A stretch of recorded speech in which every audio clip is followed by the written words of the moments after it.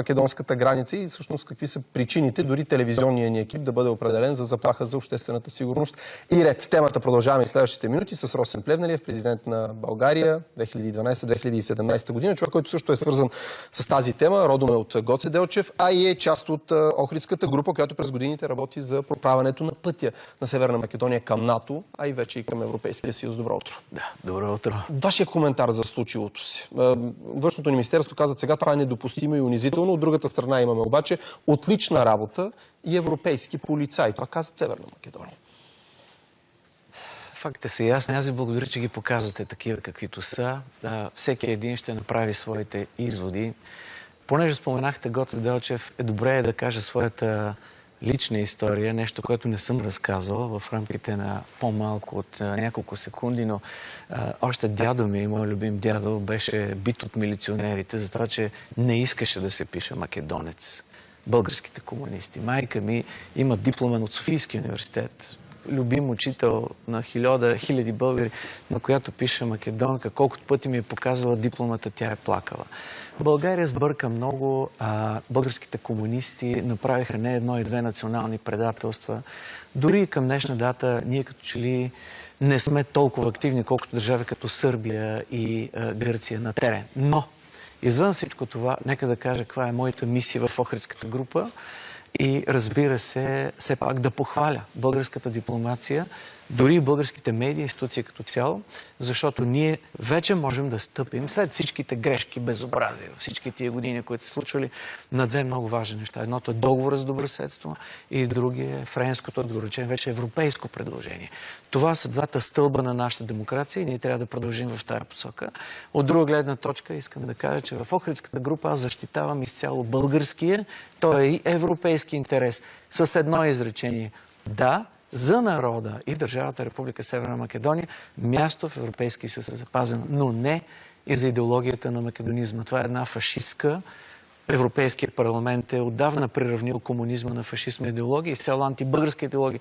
Кога и как елитът в Република Северна Македония ще се прости с тази идеология, предстои да видим. Въпросът е обаче дали тогава проблемът е само двустранен или България трябва да се намеси и в едни други взаимоотношения, за които и вие загатнахте. Сърбия и Северна Македония. Влиянието на Сърбия, а чрез влиянието на Сърбия може би усещаме и дългата ръка на Кремъл и на Русия.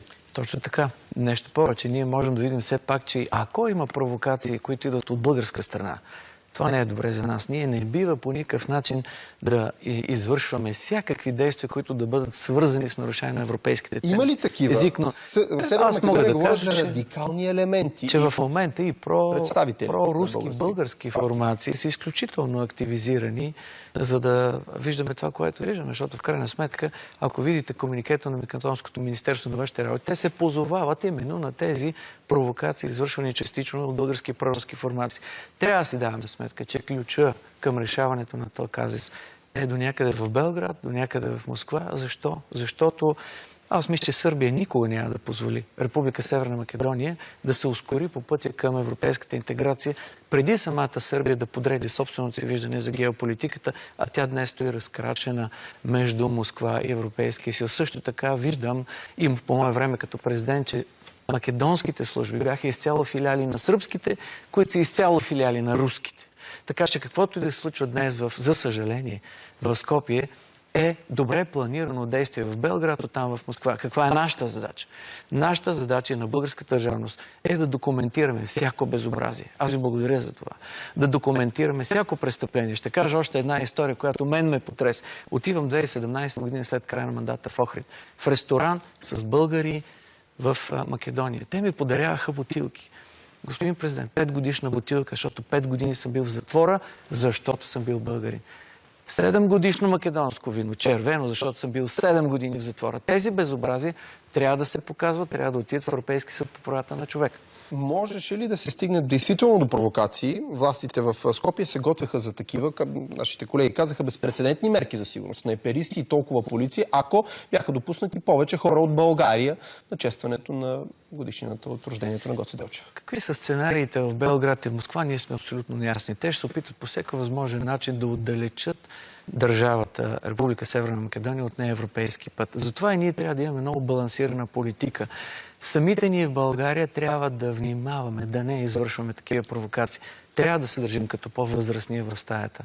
Трябва да знаем, че е трудна и тежка е битката за отказа от фашистското, титовско, сталинистко минало. За съжаление, днешните елити в Република Северна Македония все още страдат от това. Кога ще дойде това ново поколение там, което, както България по времето на президента Желев, да зачертне фашистското минало и да дръгне напред, надяваме се да го видиме. Въпросът е дали сме достатъчно последователни, защото ето какво се случва винаги на външно-политическо, на дипломатическо равнище. След подобни действия, които за съжаление не са за първи път, имало много провокации, нападения над българските културни клубове. Там България, външното ни министерство, излизат с протестна нота, понякога си привикваме посланника за кратко в София, но после го връщаме. Трябва ли да направим нещо по-твърдо? Има ли инструмент, който България все още не е използвала? Изключително коректен въпрос. Моят отговор е следния. През 2017 година отново давам примери, за да ни разберат. Отиваме с доктор Врабевски в Българския културен клуб в Скопие в деня след като там македонската прокуратура отново ги изтършувала и им взела всичко, което те имат. България трябва да стъпи здраво в Скопие, което означава да помагаме на българските организации, да им дадем всичко необходимо, от което имат нужда. Българските медии да са по-често там. Българските бизнесмени да стъпят там. Така както една Сърбия и Гърция го правят. Защото и ние трябва да покажем своето отношение. Не е просто отстрани през границата да се караме. Ако искаме да свършим нещо, отиваме на място. Същевременно обаче, дали трябва да сме по-твърди? Да, но спазвайки европейските правила. Това означава, както Република Северна Македония повече от 20 години в Съвета на Европа, година след година ни тормози с Илинден, няколко човека, финансирани от сръбско-македонските тайни служби, да използват европейските правила по начин, който създаваше проблеми, продължава да става на България. И ние трябва да се получим от тези действия. Тоест, всяко едно действие на България по правилата на Европейския съюз, на Съвета на Европа, в подкрепа на българските общности там, в подкрепа на българските културни клубове и твърдо всяко бездействие, всяка провокация да се при всички случаи регистрира в европейските институции, за да ни разберат, защото ние имахме крайно непоследователна политика през години. Вие вярвате ли на сегашното правителство в Скопие? Вярвате ли на Димитър Ковачевски, на Бояр Османи? Бояр Османи много често идва в България, казва, че всичко, което се случва е недопустимо, включително зверския побой над секретаря на един от културните ни клубове Християн Пендиков. Вярвате ли, че тези хора са искрени? Първо, желанието си да се присъединят към Европа, второ, желанието да отстояват ценностите на Европейския съюз и на европейското семейство. Всички свои действия те показват към момента, че не са. Трябва да променят начина, по който действат категорично, защото това, което виждаме в Скопие, не е изповядване на европейските ценности. Ще дам друг пример. 2017 година ние бяхме прияти в първите седмици на президента Пендаровски. Заедно с евродепутата Андрей Ковачев, моето възхищение към неговата роля и всичко, което той прави, и доктор Врабевски, още по-голямо възхищение от това, по което той прави по неговия си скромен, ефективен начин. Тогава президента Пендаровски, след среща, която ние имахме на същия този ден, даде това прословуто и единствено интервю в историята на този президент, който каза, всъщност Гоце Делчев се е самоопределял като българин. След което млъкна и така вече 3-4 години. Това не ни помага и не демонстрира европейски подход. Всъщност, властите се опитаха да направят една крачка напред в Република Северна Македония, след това спряха, дадаха много крачки назад.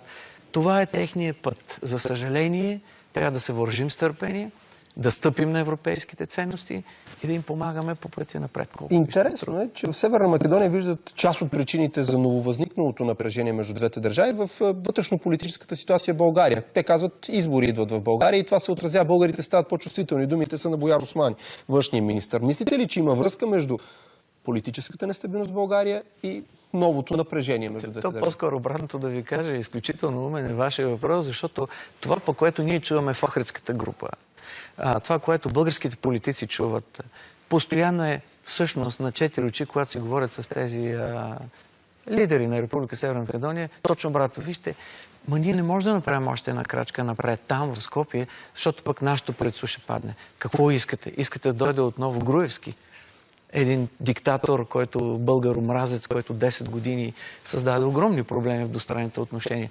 Така че по-скоро обратното, правителството в Република Северна Македония се крепи на косъм и те през цялото време обясняват на европейските лидери: натискайте България, защото ние ще паднем, ако ние паднем, става още по-зле.